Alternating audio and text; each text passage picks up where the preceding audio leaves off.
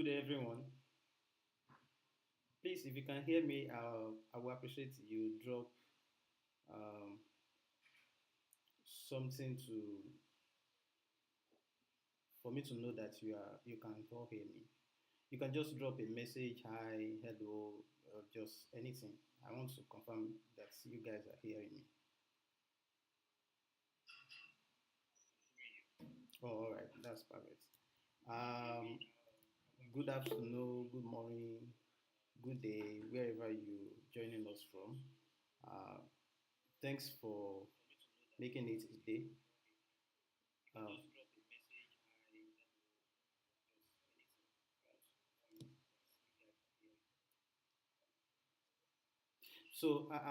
I know many of us we have like understanding of what is going on the group, and we know the reasons why we are here this evening. And without taking much of our time, I will just try to introduce our presenter this evening in person of Mr. Kevin, Mr. Hillary, and I'm sorry the third guy won't be able to present today because of one thing just come up for him. And of course, I want to trust that the two other guy we um, do well with the time so that we can all learn together. So, as we all know, that we intentionally planned that this uh, program will last for 8 weeks, but along the line we discovered that people are not taking uh, the opportunity. They didn't take it serious, and when I mean serious, I mean uh, we have so much engagement that we cannot blame anyone. Reasons why we did not follow up with the program. But anyway, we thought maybe we can come up with something that will encourage us to do better in the meaning that uh, like a kind of interaction like we starting today so that people can come together, we can learn instead of doing your own things, watch videos, doing your own projects yourself. What about coming together, having an opportunity like this to learn from each other, and by the end of the program, like say for the last 2 weeks, we then come together to think and see how we can do the project we all have been waiting for. So, without taking our time, I would love that Mr. Kevin starts with his own presentation. And this is how we go about it. He will share his screen and guide us through how, uh, for each of the steps, how we able to achieve that. And if you are here, you are wondering um, what is the task or what is the project for today.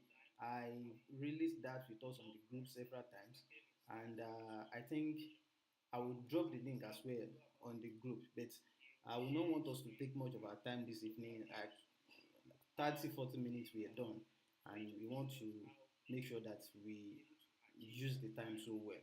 So, Mr. Kevin, are you set for us? Yes, yes, I'm set. All right. Sure. All right. And Mr. Hillary, please, as it's rounding off, um, prepare yourself as well so that immediately, and again, everyone, if you have questions along the line, maybe there's something he's trying to do, you are not getting it, you can try to pause him, and of course, you will put us through Yes, how. yes, I'm set. All right, Mr. Kevin, over to you. The floor is yours now. Okay, thank you so much. Just putting this time on my ear. So I think I'll just start off by introducing myself, and it would be great if Sure, you sure, sure. put a face on the name. So my name is Kevin Tui. I'm an cloud consultant as well as an AWS community builder. I wear so many hats, but those are the ones that are relevant for this session. And uh, one thing that I've learned that is very important in terms of growing your skills is putting yourself out there and being ready to learn. sometimes by putting yourself out there, people will know how much you know or how much you don't know. But it doesn't really matter, because you can only not know something for a short while, then in another session you are good at something. So don't fear, especially since Adiolu will also be giving an opportunity next week for other volunteers in the other weeks. Please put yourself out there. You don't have to be an expert in any of the tasks that you're going to be given. You just need to go and research and then come back and give us that. So I think that is basically it for me. And we can interact maybe on LinkedIn or wherever. We'll be sharing that maybe at the end of the session. So I think to save bandwidth, I'll stop my video, and then we can share my screen. See, I think I'll make my life easier by sharing the entire screen.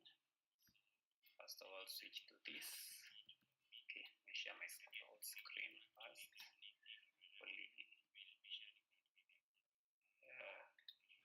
Okay,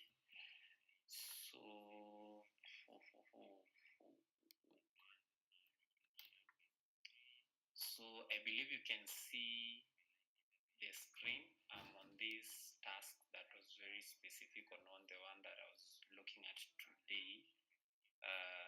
This is the project site that you've been provided for us, and when you look at this, you are going to be using the Boto3 library to interact. Although the Boto3 library, you can use it for so many different kinds of interaction with different resources using Python, as you're going to see in the documentation. For this week's task, it was all about Linux scripting and a bit of like database, because I saw in week 3 there's more about database and a lot of learning around database, SQL, PostgreSQL, and all that. So I believe what Don was doing for us is giving us an intro before we get to databases, which to do this week. So I don't know how many of you are going to be following along. So if you're going to be doing it along with me, you already have your AWS account. It would be great to know, so that I know who we are going to be moving on with. So if you're going to be doing it, maybe you can also unmute at any point, as Don said, and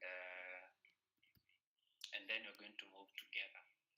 So the easiest way to start looking at the Boto3 library is the documentation, and this is the latest. I can share this on the chat. So it has a lot of good ways to start, and you can understand. So you can see it is composed of 2 Python packages, the Boto.core and the Boto3 library. So Boto.core is only important for providing the low-level functionality between the Python SDK and the AWS CLI. So you already understand that there is a software development kit, the AWS SDK, which is for different kinds of languages. You can have an SDK for Python, an SDK for PHP, depending on whatever kind of coding or language you're familiar with. And then we have the CLI, which is usually now the programmatic access to AWS. So the interaction between the two is provided through this package called Boto.core. And now Boto3 is now the package which is used to implement now by Python SDK. That is where we're going to see in the code when you open it, like you're going to see the first line when you're implementing Boto3 is to import. So is there anyone who is following along and doing it? If there is, maybe it would be great to know, because it's important to know. If you haven't installed Boto3, you have to start by using pip to install it. So you use pip install Boto3. For my machine, it already has pip. It also has the Boto3. I installed it earlier. So you just do that, and when you do that, you'll be able to see. If you want to install a very specific version, you can also use that. So that is how you first of all make sure you install before you start using the code. So for which one? Let me see if I can have it here. Okay. Let me just switch to this first. So the code that I prepared in terms of, so again, after you install Model 3, you have to configure your AWS CLI. So you have to put in your access key ID and your access key. So to do that, you actually access IAM on your management console. So when you go to IAM and you don't use the root user, you create the root account, you create root user, you create a normal user with that. Then if you first of all create a group that has administrative access, for example, let me see if I have that group already. You can see I have a group that I created called admins, and this group has one permission, administrator access. So I usually use this group to, and you can see that's the one user, my user today, and you can see that is the user that I'm using here. So that is also that you don't use the root account for your day-to-day access. So you first of all create a group, you assign it the administrator access permission. Then when you create a user, any user, you actually give it, you assign it to that group, so that anytime it is going to inherit the permissions of that group. So in case I'm no longer an admin, I can remove it and take it to another, or I can create another group for people to just access S3 buckets and put it there. Usually, then another way is also roles, although I think we're not covering IAM today, but just to show you where you put. So when you go to my user like this one, you go to this tab. There are different tabs. It's the permission, groups, tags, and security credentials access. You go to security credentials, and then when you scroll down and you get to your access keys, for example, I'm using this access key already configured within my VS Code, and that is already. Yes. You have a question? Does someone have a question? Not question yet. I want to leave this recorded. Oh, yeah. John, is it recorded? Yes. John, I recorded. Yes, it's being recorded on the YouTube. Okay. I wanted to do it along with you, but okay, please, you can go on e-learning. Switching between the two screens. I think I will concentrate on what we're doing. Later, when I will be watching video, I will. Okay, I think that will also be great, so that I don't take too much time. I want to also make sure I finish, and I give you also the enough opportunity to present. Yeah. So once you have your access key, you download it. First of all, for example, you create an access key, like for example how I do here, and then you choose, maybe you want to use, maybe I choose other. Don't choose any of these other. Then if I choose other, then I go to next. I'll give it a tag. For example, I want to say admin. If I want to give it a tag, but if this one is optional, then I'll just click on create access key. So you can see once you get it, you remember you can only download it once. So you need to download your CSV file. Then once you have it here, you can use it now to configure. So once you have it, you have your CSV file you can download, and also you can still use the ones that are there. So for example, you can see now I have two access keys.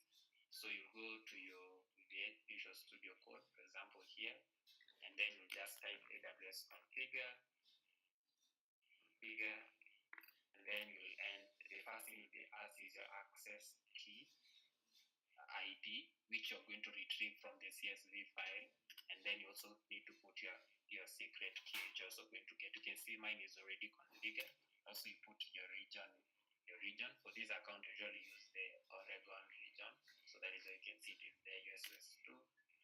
then if you have an output format, you can set it up, but I usually leave it blank there. Then you have it set up.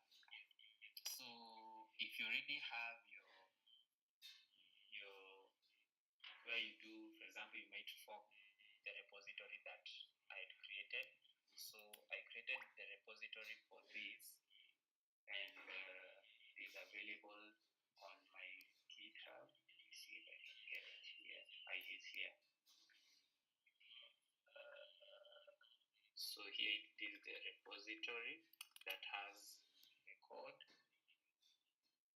So for week 2, under the week 2 folder, so you can import it onto your Visual Studio Code and access the code itself, the different code that, and even you can also create a version, your own version of it to include more. So you can do that, you can share that. That is here. Okay, thank you. Then we move on.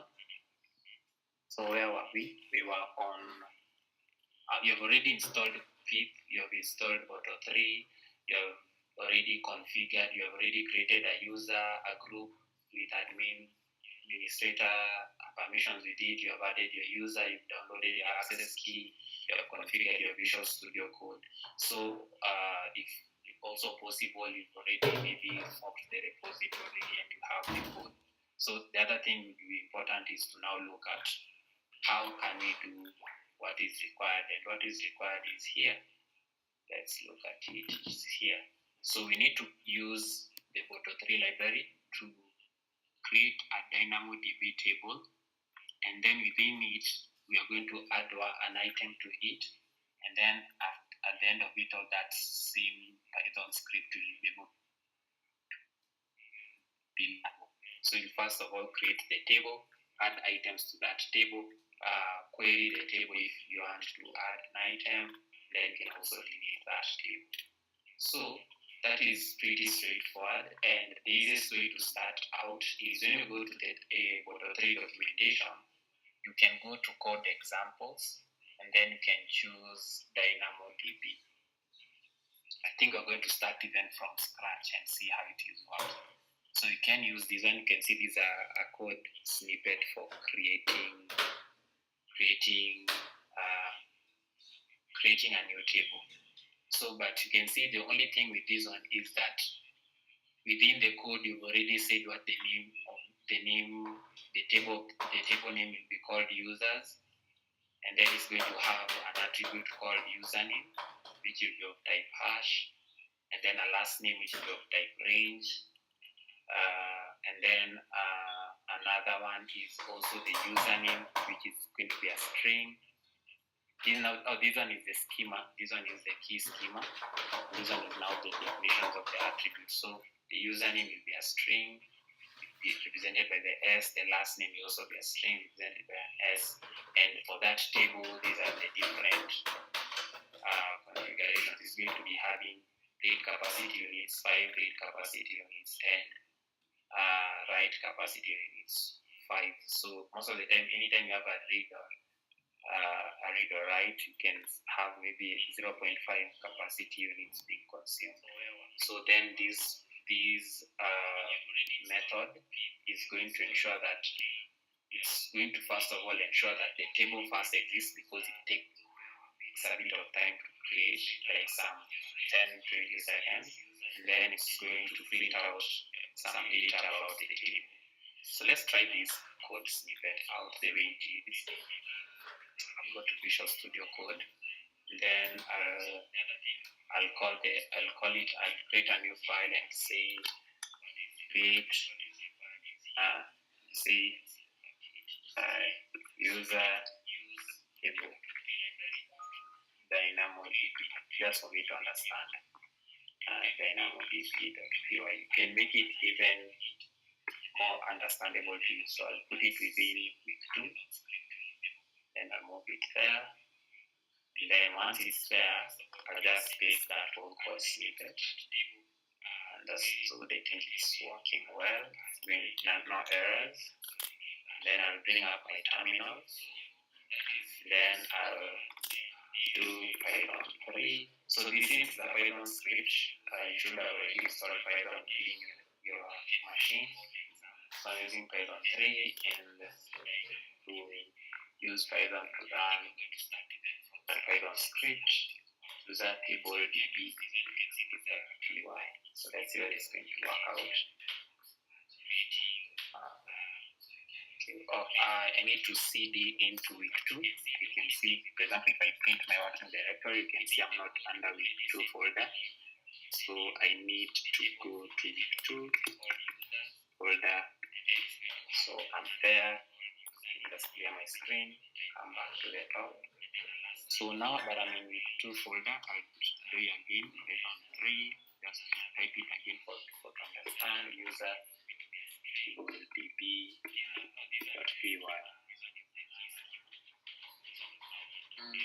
I think I made a mistake. I know I can use the up arrow, but it doesn't.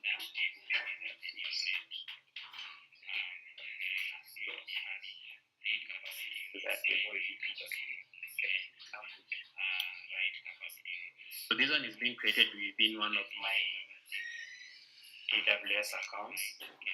So once it is done, you should expect something again to see.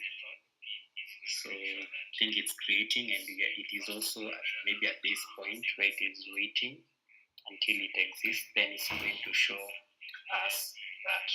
So you can see it doesn't, I think the item count is 0. Let's go to my AWS management console and confirm. So let's choose DynamoDB here. Then I'll confirm that we have that table.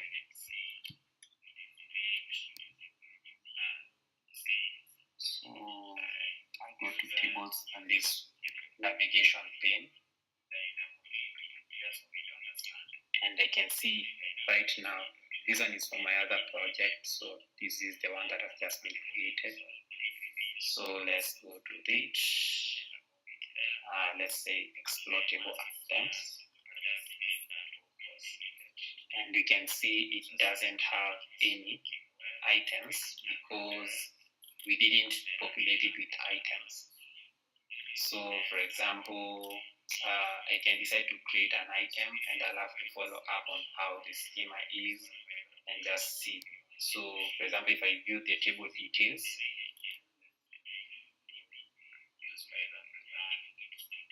so you can see, for example, I can be able to see the general information. It has the partition key, the username, which is a string you remember, and the sort key is the last name, which is a string. So you can see you can also really use the documentation. But now let us use the code that I created because my time is almost up. So this is the one that I created, the DynamoDB. So let us try to understand first of all what is here. So first of all, it's to import the Boto3 library. So then the first step is these are function definition. So I'll create a table and it's going to get the parameter of table name. So this table name is going to be provided by the user, and then it's going to assign using the Boto3 resource DynamoDB, get that, and then table is going to be using the create table function or the method. The table name attribute is going to retrieve it from the parameter that was passed to the function, that is the table name. The key schema for this one, the attribute name, the key is, I think this is now the partition key ID. I'm using ID as the unique. Then the definition is ID, which is type of number, and the greatest number. Same case as we saw in the earlier code, 5 read capacity units and 5 write capacity units in terms of the provision throughput. So that means that how much can be consumed in terms of computing when you're reading data in from the table or writing data in the table. So the higher the capacity units, the more resilient, or maybe how it can handle different concurrent sessions or something. Then obviously we saw this function to wait until it exists, then it's going to output that table, and then using that name that we provided has been created successfully. The second step is to add an item to the table. This is also being done from the user. So as you can see, still doing the same thing, and then getting the table, and then the response is going to get the item data. So for example, it might be, for example, for this table, it's going to be having the name of something and the age. So you can see the item is going to be added. So this is now the add item function. And then you can also use it query and move one item. So you can query item number 2, and you want it to be deleted. Or to find out whether it exists and delete it. So you can see if it exists, if the item that exists is going to be now deleted according to the item ID. Then it's going to provide an output to the user that the item with ID that has been deleted successfully. Else, item ID has not been found in the table. Then the last process is now to delete the table. Obviously, this also takes a bit of time, so it's going to wait until it does not exist.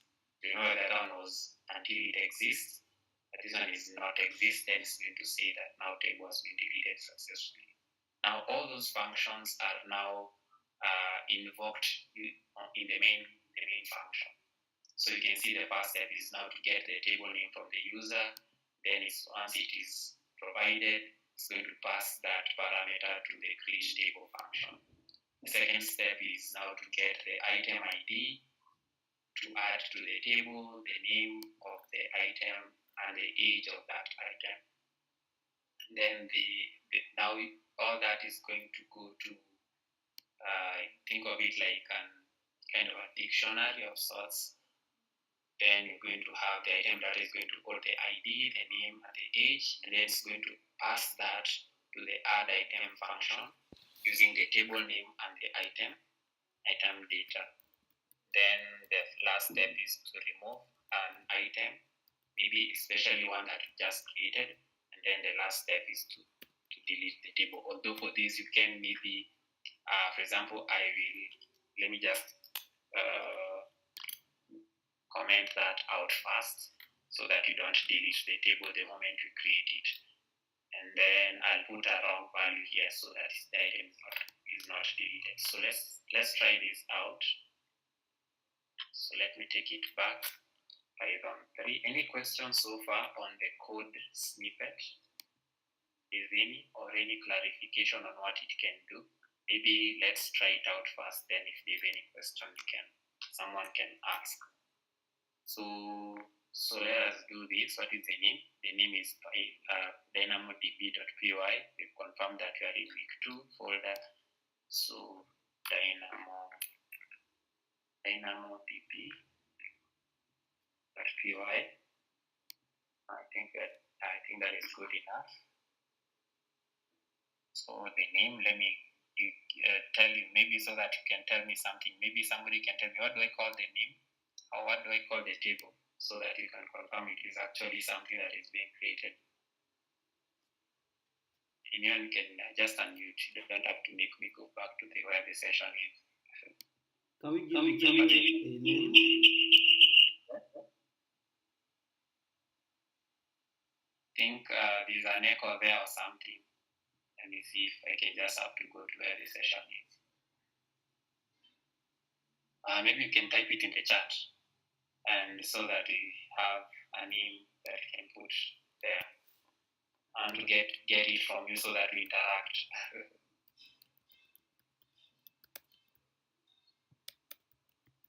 So give me the name, you can type it.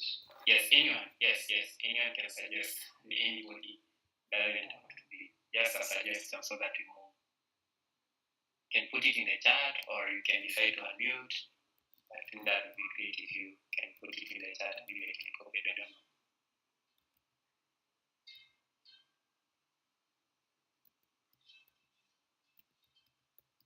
No one is suggesting you don't have a simple name, any kind of table name. It doesn't have to be something so that we know it came from us, and when we go to the management console, we can see that.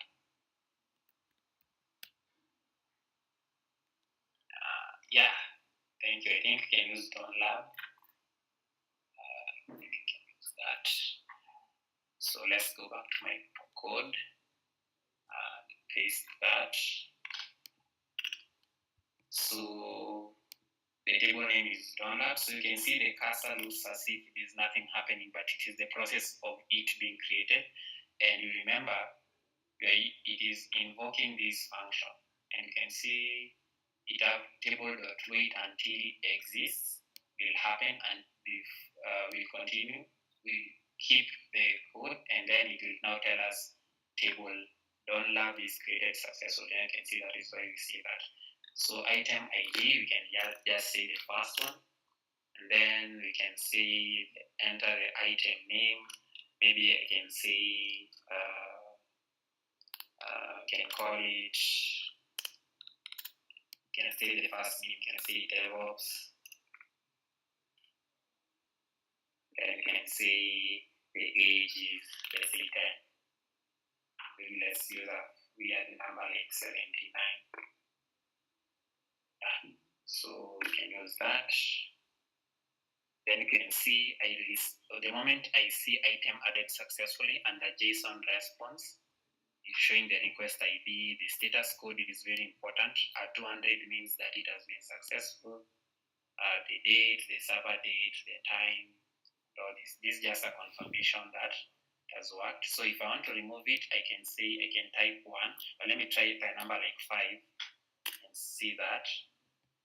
You can see item with ID 5 not found in the table. So let's go back to the management console and confirm that we created a table called DonLabs. So I'll refresh this. And you can see I have the table called DonLab here. If I go to explore table items,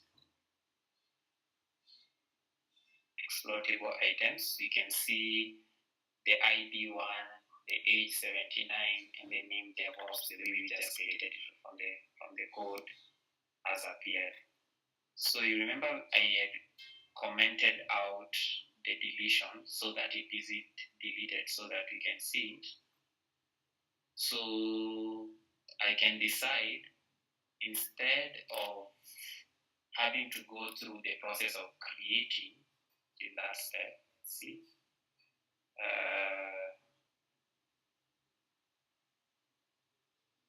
so I can say I can pass in, I think it's going to pass in the table name. So I think I'll comment this out so that it is securely have to go through the creation process. Then once I enter the name, I'll enter the ID. Okay, I think we can work with that fast. So let's go again. Python 3, DynamoDB, DynamoDB.py, Python script. It will ask me for the name, so I'm going to use DonLabs so that it is saved in that variable. Then I'm going to say 1, the ID that we created. Okay, we need to create it. We created to delete it. Okay, then it's not going to work. Cancel that out. But anyway, let's move on. Let me see. I don't know if this will work. Or maybe it's not going to create it because it is already, you can see there is an error because I use the same ID. But if I do again, Python 3, DynamoDB, now I can repeat that using the up arrow. Okay, then I can enter the name, DonLab. Then I can enter the ID, I can put 2, then I can write Trevor, then I can write 43, Then if I decide to delete, I'm getting another error resource when calling requested resource not found. So maybe it is not receiving this table name. That is why. Where is it? I commented out what. So I go to this step. Let's see. Step 1. So I commented this out. But once I enter the table name, item data, age, add item. So table name is here. Add item table name. Is it DonLab or DonLabs? Let's first of all confirm. Yeah, that is the other thing. It is DonLab, not DonLabs. So that is where you're also making a mistake. So sometimes those are things that happen. So let's do this. That is why you can see the saying requested resource not found. So this was the error. So it means that I was trying to look for a table name called DonLabs, but DonLabs with an S, but it is without an S. So if I do it again, it's going to work. That is how you just decide. This is how things sometimes go haywire. Then DonLab without an S. Sorry. DonLab. Then I think I'm going to delete the first item. Okay, I'm adding. At this point, I'm adding, so I'll do 2. Then I can write Yolanda. I don't know why these names are coming out like that. 32. It has been created. Then I'll delete the first one, the first ID. And you can see it has been deleted. So when you go back to the console, and then we go to refresh this. You remember we had this DevOps 79. We're expecting to have only another one, that one removed, and the one for 232 Yolanda, you can see it has appeared. And then finally, as I finish off, we'll delete the table. So we need to uncomment this. And then I'll also comment out the process of adding an item. And then I think this is the process of removing. Sorry about this. Decided to make sure. Okay, can just minimize that. Then I also comment out the process of this whole process of getting item from the user. And then I'll only remain with entering the DynamoDB table name. Then the deletion. I think that will work. So let's save that. Let me clear my screen so that it comes up for you. Okay, now let us do it again. Python 3, DynamoDB, UI. So you're only expecting to enter the table, meaning that it is deleted. Don't learn.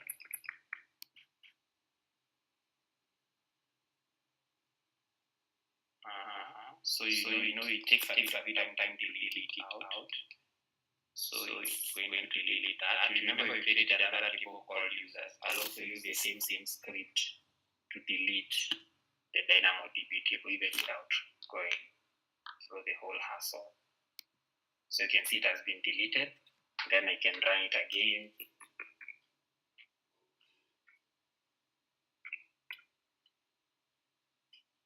Then I can delete now the one that was called users.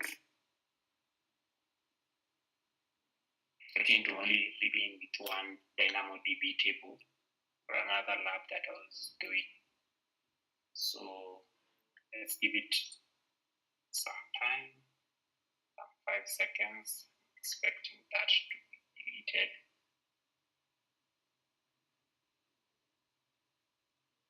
Awesome, deleted. So when I go back to tables, it's okay.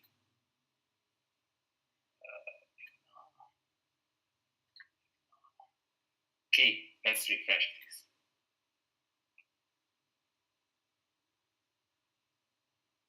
You see that? the initial table that I had for another project is left here. You can see. So that is basically Boto 3 for you, and you can use it for many other things. For example, you can see you can use it for EC2. You can use it for IAM. You can use it for a number of different things. For example, you can see how can you use it to manage EC2 instances. As you can see, you can monitor, you can check any instances that have been there. You can type out all of this in that documentation. You can also use it for different under code examples. You can get a lot of items. Also type it out using S3, and it really worked. For example, I think they just show you that as I finish off. You can see I think I had one for listing S3 buckets. So you can see this one is just to help me list the buckets that are there in my account. Let's do 5 on 3 list buckets, list S3 bucket UI Python script. You can see it as listed the buckets in my account 1, 2, 3, 4, and if I confirm that from my S3, basically that is what is there. Those are the 4 tables that are currently in my account. So yeah, I think that's, and you can do much more with that, and you can use it even in your applications. So you can see basically the ones, just to confirm, you can see the GAI hackathon, and you can see same case. Here it is also showing the same.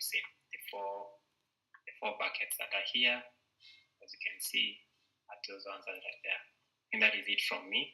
I think it took a bit more time than unexpected, but I hope you learned something. So unless there's any question,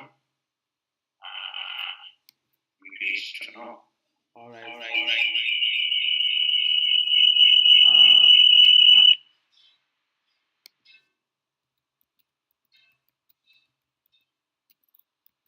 Yes. Is there anyone with oh yeah, thank you. I did see that the first one is long, yeah. Now actually,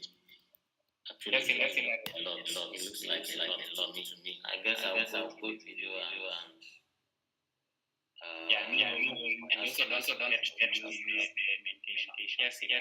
Yes, it's a lot to learn in one setting. Yeah. Yeah.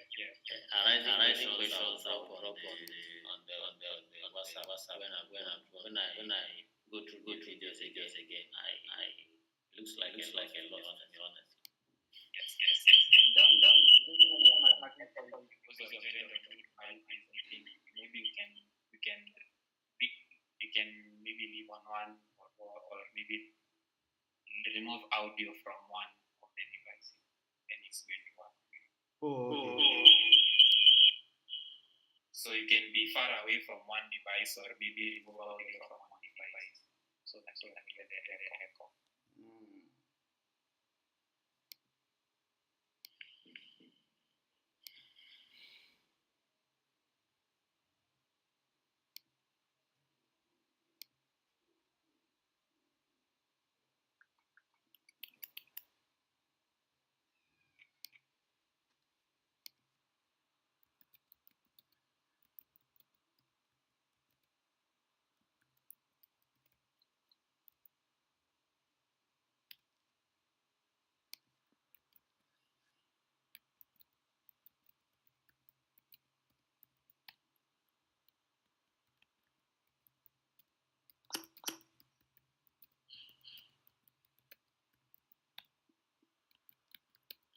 Sorry, Kevin. The script you work with, did you get it from your console? Or So what happened in the script that I worked with, I gained some of the code examples from the documentation, and I also checked some of them that have been created by others on using the medium and the dev blogs. So I looked at those ones there, then I tested them out. But the biggest challenge for me was make sure that my scripts are being like my account is connected to my Visual Studio so that anything that I'm there, the Moto 3 is also being applicable to my account. The things that I'm doing there is also reflecting on either account. Kevin, please, can you check the chat? Yes, I can see. We can ask a question.